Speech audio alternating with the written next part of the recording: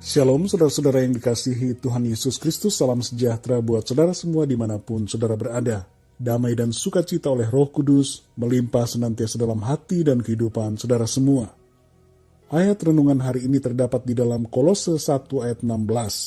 Tertulis demikian, karena di dalam Dialah telah diciptakan segala sesuatu yang ada di sorga dan yang ada di bumi, yang kelihatan dan yang tidak kelihatan, baik singgasana maupun kerajaan, baik pemerintah maupun penguasa, segala sesuatu diciptakan oleh Dia dan untuk Dia. Demikian firman Tuhan. Saudara yang dikasihi Tuhan, ada seorang wanita muda menangis karena pacarnya pergi meninggalkannya. Setiap hari ia lalui dengan menangis dan larut dalam kesedihan, kepahitan, dan kemarahan. Ia merasa tidak lagi punya tujuan hidup karena pacarnya sudah tidak lagi bersamanya. Mari renungkan saudara, sudah benarkah apa yang ia lakukan? Haruskah ia terus terpuruk dan menangis? Kalau ada di antara saudara yang keadaannya seperti wanita ini, mari bangun saudara. Bangun. Sesempit itukah tujuan hidup saudara? Mengapa saudara begitu tergantung kepada seseorang? Dengarkan ini baik-baik saudara. Tuhan punya rencana yang jauh lebih besar dan jauh lebih mulia buat saudara. Mari kita semua ambil waktu sejenak untuk menjawab pertanyaan ini. Apa yang membuat kita bangun di pagi hari? Apa yang menjadi motivasi kita dalam melakukan segala sesuatu yang kita lakukan setiap hari? Apa yang menjadi tujuan hidup kita di dunia ini? Segala sesuatu di dunia ini ada tujuannya. Tuhan menciptakan kita semua dengan tujuannya masing-masing. Terpuruk dan menangis terus-menerus, larut dalam kesedihan karena masalah, bukanlah tujuan Tuhan untuk kita. Kita diciptakan Tuhan untuk suatu maksud dan tujuan yang indah. Kita adalah pemenang-pemenang, saudara.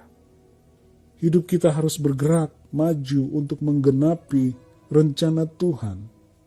Saya pernah melihat sebuah barang di rumah teman saya. Barang itu unik dan saya tidak tahu apa itu. Ketika saya bertanya kepadanya, teman saya mengatakan bahwa barang itu ia buat khusus untuk keperluan rumah tangganya. Saya tidak tahu tujuan dari barang tersebut sampai saya bertanya dan mendapatkan jawaban dari pembuat barang tersebut. Begitupun juga kita manusia. Kita tidak akan pernah tahu apa tujuan hidup kita kecuali kita bertanya kepada pencipta kita.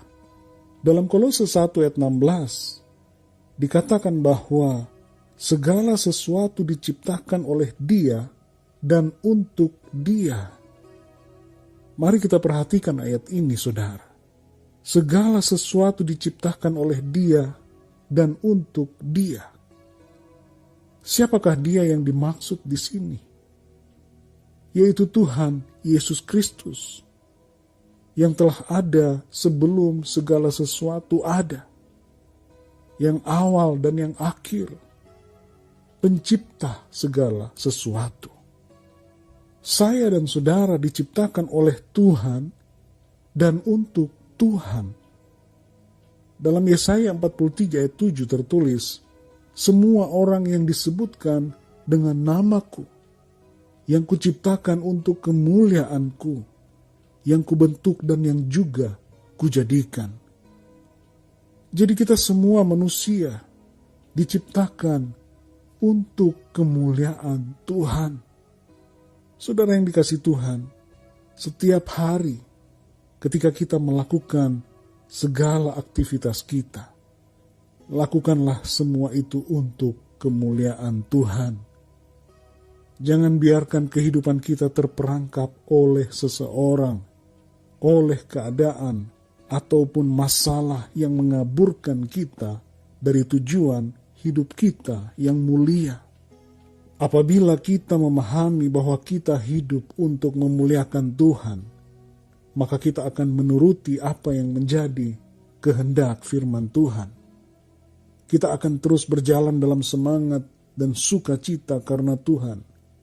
Kita tidak akan lagi terbelenggu oleh apapun juga di dunia ini. Kita akan hidup dalam kasih, dalam iman dan pengharapan. Saudara yang dikasihi Tuhan, segala sesuatu yang terjadi hanyalah pernak-pernik kehidupan yang membuat kita lebih teguh dalam mengerjakan tujuan dan rencana Tuhan dalam hidup kita.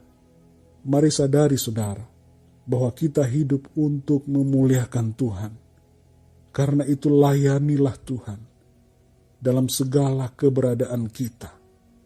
Dan lakukanlah segala sesuatu seperti untuk Tuhan dan bukan untuk manusia. Mari kita berdoa. Bapa kami di dalam surga, Bapa di dalam nama Tuhan Yesus Kristus, terima kasih kami mengucap syukur untuk firman-Mu. Terima kasih Engkau mengingatkan kami akan tujuan hidup kami di dunia ini.